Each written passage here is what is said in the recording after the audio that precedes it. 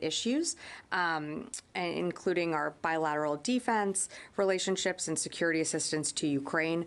We should have a readout forthcoming that will be posted online at defense.gov. Additionally, tomorrow the Secretary will convene the 8th session of the Ukraine Defense Contact Group at the Ramstein Air Base. The contact group has been instrumental in identifying, synchronizing, and ensuring the delivery of military capabilities the Ukrainians need to defend their homeland against Russian aggression. The Secretary looks forward to meeting with defense leaders from approximately 50 nations that comprise this important group dedicated to Ukraine's self-defense.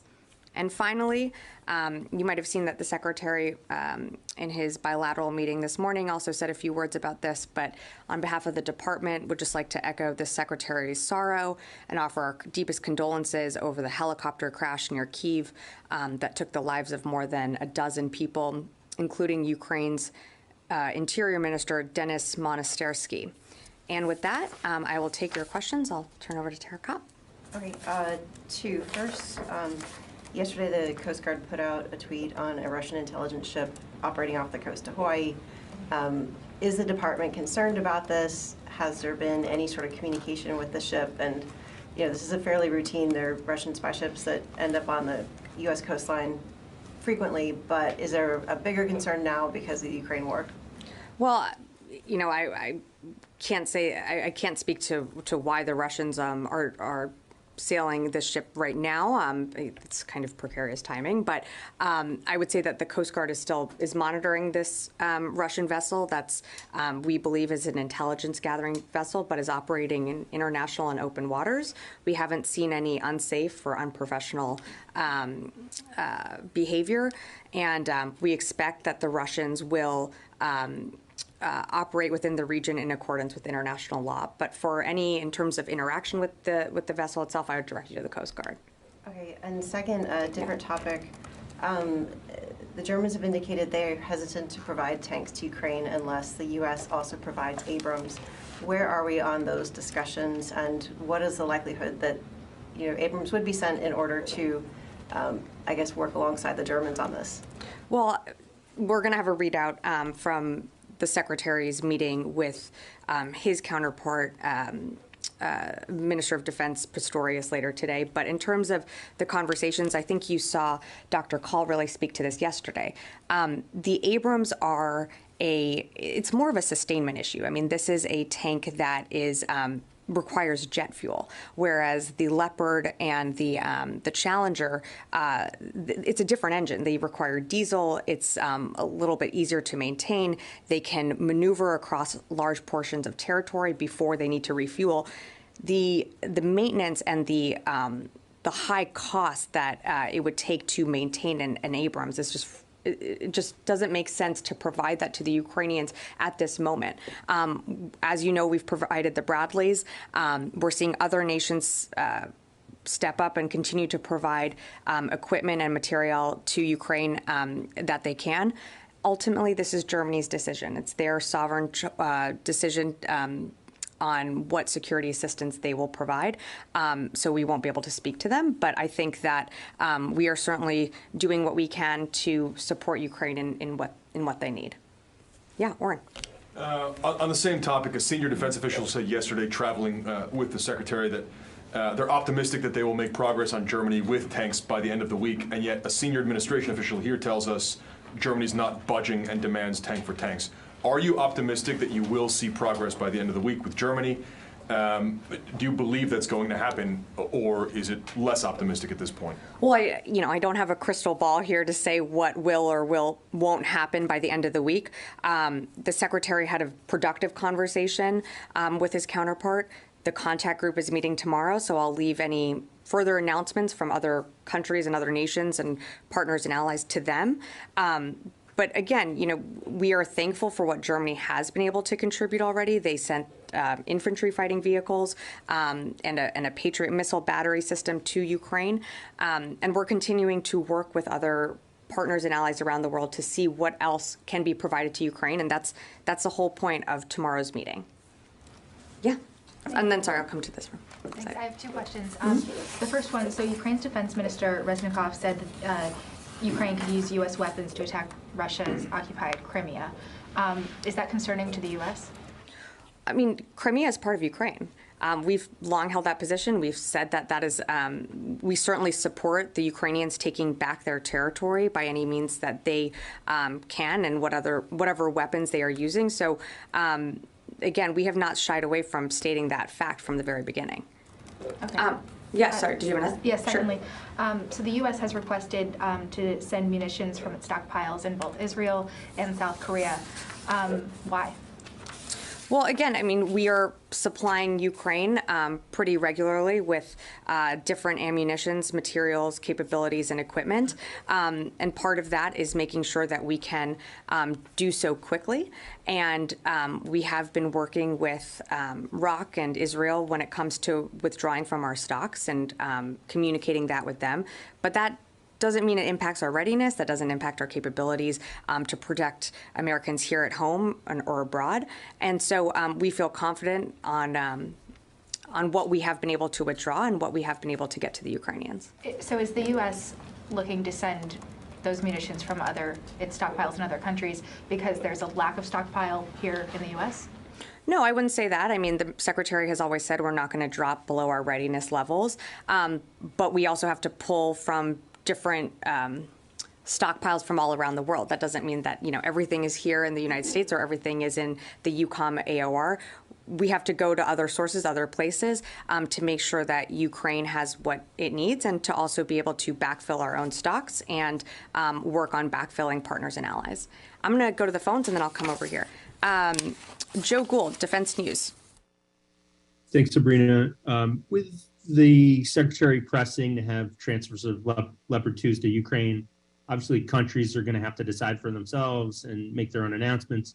But is it the Secretary's objective to have a pool of countries that currently operate the Leo donating that tank and parts and related training? Thanks. Well, there are dozens of countries that have the Leopard tanks. I think that the Secretary's objective here is to secure and work with our partners and allies to get Ukraine the capabilities and the requests that it has for what it needs on the battlefield. That's why the contact group is so important. Again, tomorrow it's meeting for the 8th time, and what you see when the contact groups wrap up is usually some announcements from other nations, including the United States, on other capabilities and commitments to Ukraine. But again, Germany is just one of many countries that has the capability to provide the Leopard tanks. There are other nations out there that have also been discussed providing other tanks, and so I'll leave it to them to speak to at the contact group tomorrow.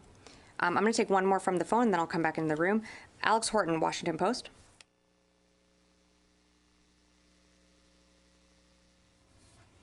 Alex, are you there? Thanks. We can hear you. Hey, it's asked and answered, so thanks. Great. Oh, sorry. Great. Thanks. Okay. I'll come in the room. Yes, Jenny. Thank you. I have a question on the redeployment of tactical nuclear weapons into South Korea. Yesterday, the U.S. Center for Strategic Studies pointed out that South Korea's anxiety over extended deterrence is growing, arguing that the two countries, U.S. and South Korea, needed to review mock exercise in preparations for the possibility of redeploying low-level nuclear weapons to South Korea at some point in the future. How does the Pentagon view the possibility of deploying tactical nuclear weapons in South Korea? Well, we've been committed and said this for a while that we support the complete denuclearization of the Korean Peninsula. We've seen North Korea continue to engage in destabilizing tests in the last few months, but our commitment to ROC remains ironclad. We are going to continue to conduct exercises with them as we do on routine, and not just with ROC, but we've done trilateral exercises before. But our commitment, our hope is that there is a complete denuclearization of the Korean Peninsula. Recently, North Korea declared itself a nuclear power state, and China failed to stop North Korea's nuclear development. Secretary Austin visits South Korea next week. Will he discuss these nuclear issues during his visit in Seoul? So yes, as you mentioned, he is traveling next week, or I'm sorry, not next week, the following week. You know, I'm not going to get ahead of the Secretary and what he plans to say on that trip, but certainly an opportunity to deepen ties within the region. But as we get closer to that trip, I'll have more to read out then. But I think what you will hear from the Secretary, that should be of no surprise, is just our deep commitment to South Korea and our commitment to the denuclearization of the Korean Peninsula, and our commitment to, you know, continuing to have our forces in that AOR. But nothing for you today to preview on that trip. Thank you. Great. Yes. Thanks, Sabrina. Yeah. Does the U.S. intend to make its own announcement about a new aid package as part of the contact group meeting this week?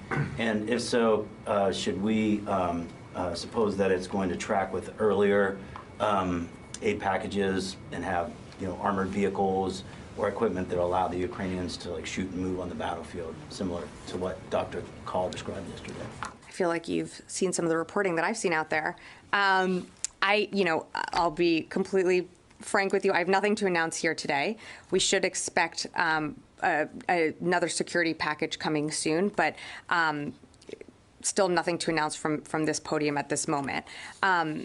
Not going to get ahead of also what's in that package, but we know that the Ukrainians have continued to ask for, one of their main priorities is more armored vehicles, air defense systems. And so each package, as you've seen, sort of matches some of their biggest needs and requests. And so I'd expect with the next package, you'd see something like that. Yeah, great. Yes, I'm sorry. I don't think we've met before. No, Laura Haim from French TV. Hi, I'm nice to following meet you. what's happening in Ukraine. Thank Okay. you so much to take my question. Sure. What is your answer to President Zelensky and the Ukrainians who are asking repeatedly for F-16? So Ukrainians have asked for many, many things. With every aid package that we assemble and put together, we are in close contact with our Ukrainian counterparts. Again, we are providing them what we think they are capable of operating, maintaining, and sustaining. The F-16s is a very complicated system, so we have been, very careful and assessing what they need on the battlefield right now, and I think you'll see that in the next package that's coming soon. Yeah, Rio. Thank you. Just one quick follow-up on North Korea. Of course. Does the Pentagon still assess North Korea is ready to conduct a nuclear test at any moment? Our assessment hasn't changed since last summer. We've been we continue to monitor what is happening over there in North Korea, and standing by if there should be such a test. I think they have shown that they are willing to do a test at any time, and we will be ready to, of course, work with our partners and allies in the region in any response. Do you see any particular reason why North Korea has not done a nuclear test, despite the fact that the preparations seems to be completed more than a half year ago? I don't know that I can get in the head of North Korean leaders there. You'd have to ask them why they have not done the test. I have no reason to indicate either way of a reason. Great, yes. Hi. Hi. So the Turkish foreign minister was in Washington, D.C. yesterday, and he said that the Greek government is militarizing islands in the Aegean Sea with the help of the United States and deploying U.S. armored vehicles on some of these islands. First of all, can the Department of Defense either confirm or deny this? I would have to look into that. I'm not aware of some of this reporting that you're mentioning, so I'm happy to take that question. Does the United States believe that those islands that Ankara is claiming that should remain demilitarized? Well, we're not seeking to see a conflict in that region. These are NATO allies that we work with frequently. So I'm not going to speak to that and to speak to an opinion of a different country here from this podium. What I can say is that we'll continue to work with our allies in the region. We have troops stationed very close by, but I'm happy to take your first question on that. Just last one Sure. question then. Can then the Department of Defense say for sure that are there any U.S. armored vehicles, personnel, any U.S. equipment that is belonging to the U.S. military on any islands in the Aegean Sea? Well, I think you just asked that question in your first question. I'll take that question, so I'd have to get back to you. Right. No, I'm going to have to get back to you on that. I just don't have an answer for you from here at this time. Thank you. Yes. Thank you. My question is about U.S. Japan Security Consultative Committee, so-called 2+2, held last Wednesday. The joint statement issued after the meeting didn't mention the need to revise the guidelines for U.S. Japan Defense Cooperation, which provides a framework of laws and missions of U.S. Japan alliance. What would be the U.S. position on whether it's necessary to revise these guidelines for U.S. Japan Defense Cooperation after Japan changed its strategic documents last year? Well, we were very pleased and welcomed the defense strategy that Japan recently announced just before the visit here in the United States. We welcome the release of their national security documents, and we see that as an opportunity to build on the strong alliance that bolsters regional deterrence there. And the announcements that were made at the 2+2 just last week, I think highlight that.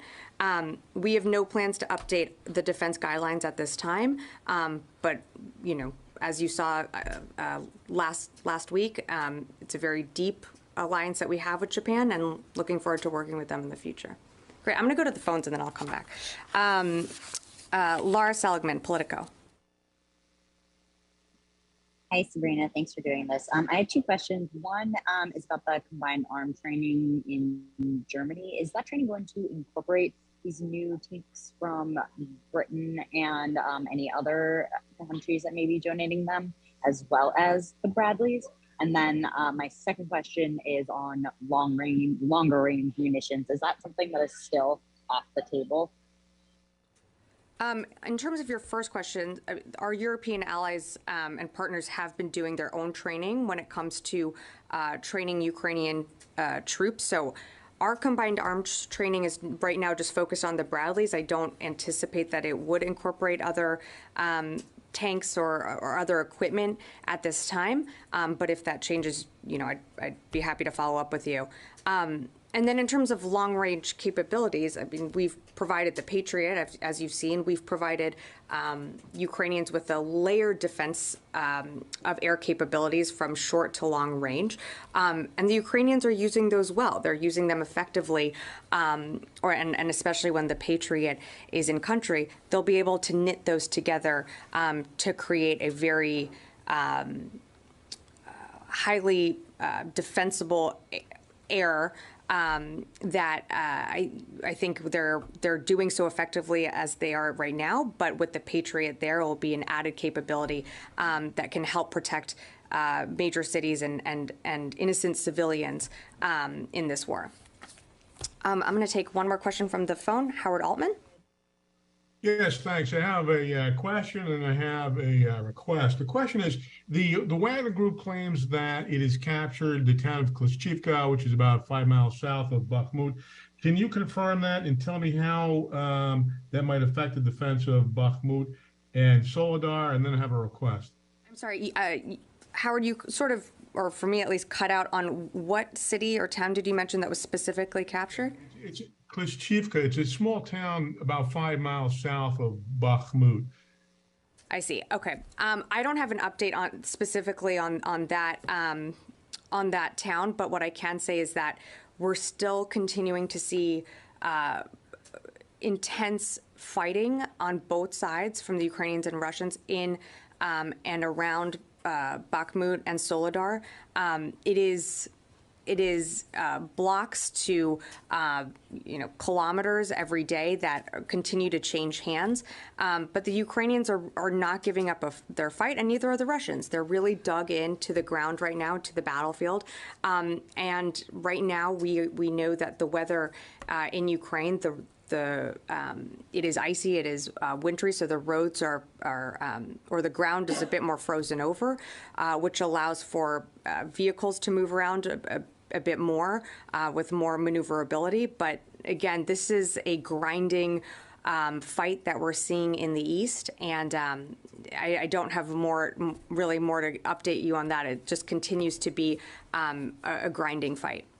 I'll take one more from the phone here. Jeff Shogel, Task and Purpose.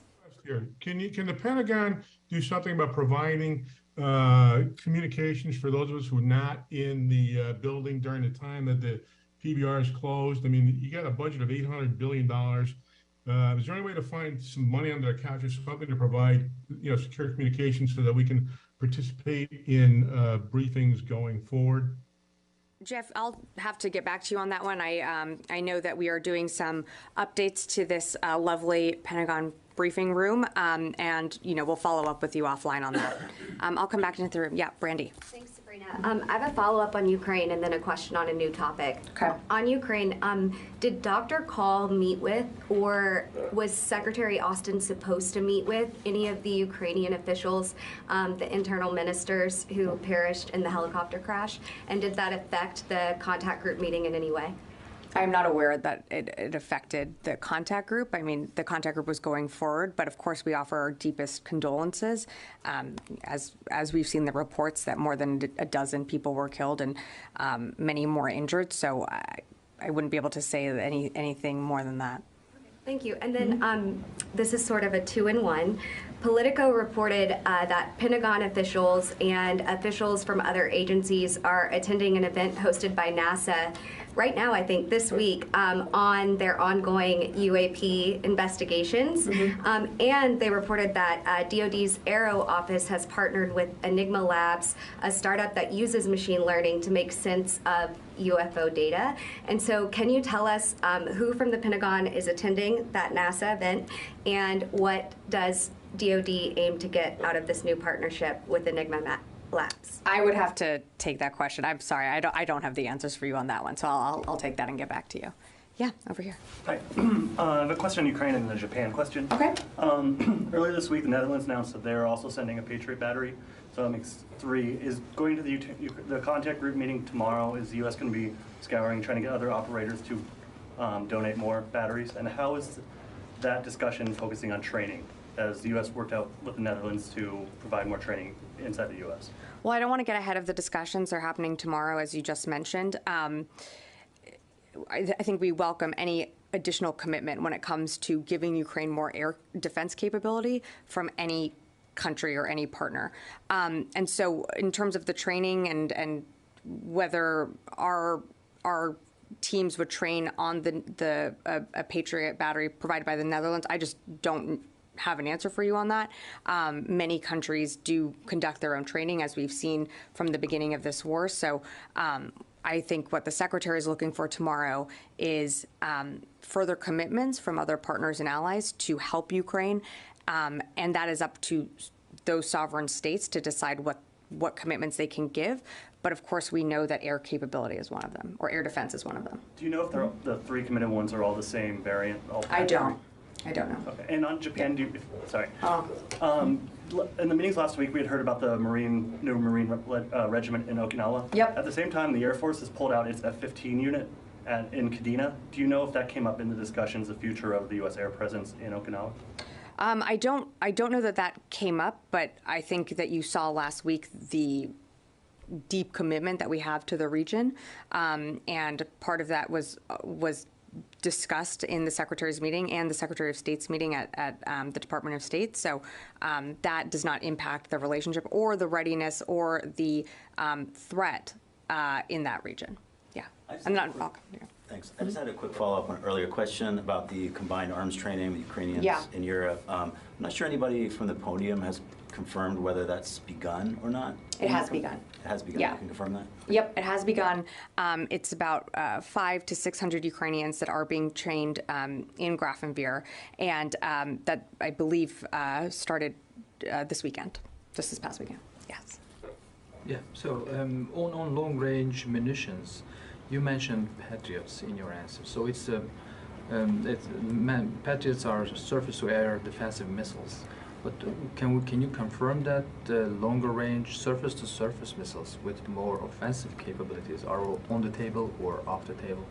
Well, I not going to confirm anything. We haven't taken, as these contact groups and as these presidential drawdown authorities packages come together, nothing is on or off the table. It's a discussion that we have here at the department and across the interagency to determine what the Ukrainians need and to also maintain our own readiness. So I just don't have anything further to add at that point. And also on Crimea, you say you didn't specifically mention that United States, because the story is coming out that United States and Ukraine are discussing a potential Ukrainian plan for taking on Crimea.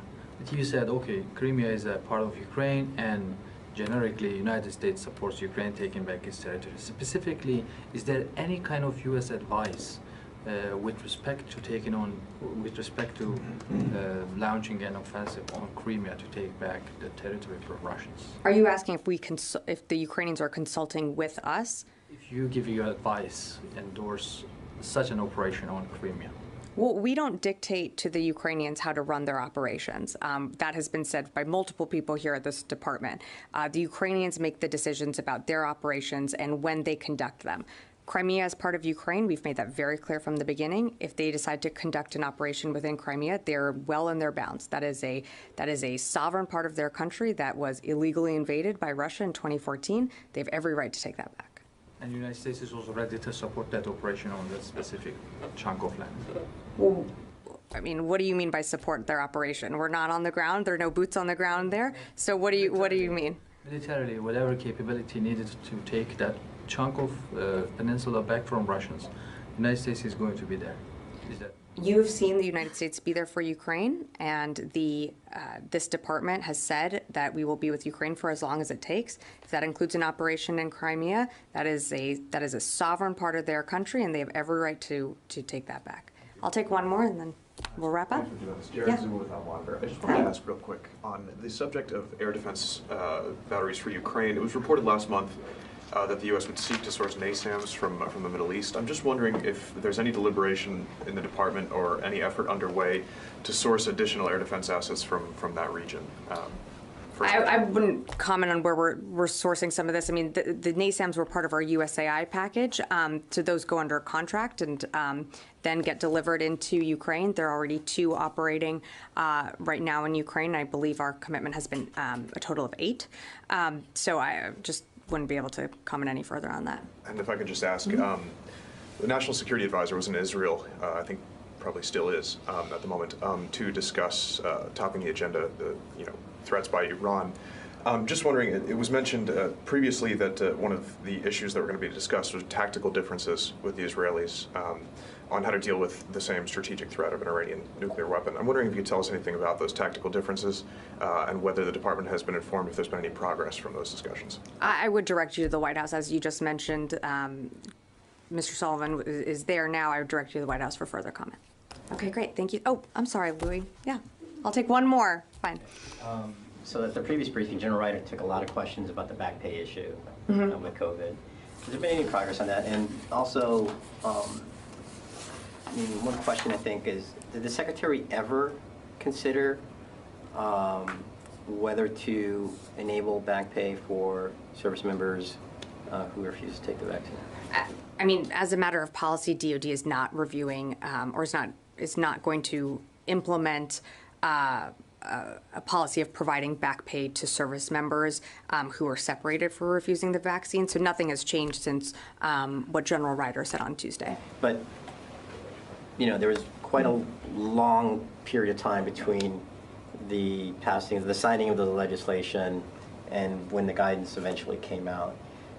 So did the Secretary ever consider during that time whether to facilitate, as part of the review process, whether to enable back pay for service members?